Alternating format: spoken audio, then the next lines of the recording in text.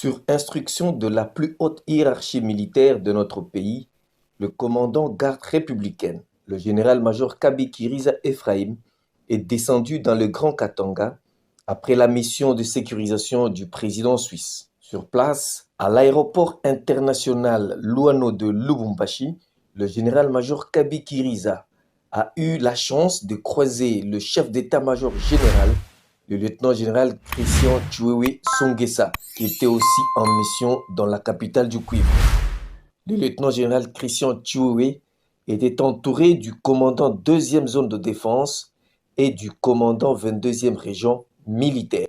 Le général-major Kabikiriza a saisi l'opportunité pour présenter au chef d'état-major général la mission lui confiée par le commandant suprême et chef de l'État dans le Grand Katanga. Poursuivant son séjour dans la ville de Lubumbashi, le commandant garde républicaine est allé présenter les civilités à l'autorité provinciale au gouvernorat de province. Il a été accueilli par le vice-gouverneur du Haut-Katanga. En l'absence du gouverneur empêché, le général-major Kabikiriza a annoncé le mobile de sa présence sur le sol katangais au vice-gouverneur, suite à l'insécurité grandissante dans la capitale du Cuivre et ses environs. Parmi les mesures, le déploiement des militaires de la garde républicaine le long de la frontière entre la ville de Kasumbalesa jusqu'à la cité frontalière de Sakania. Passant de la parole à l'acte, le commandant garde républicaine est descendu dans la ville de Kasumbalesa avec son équipe de travail.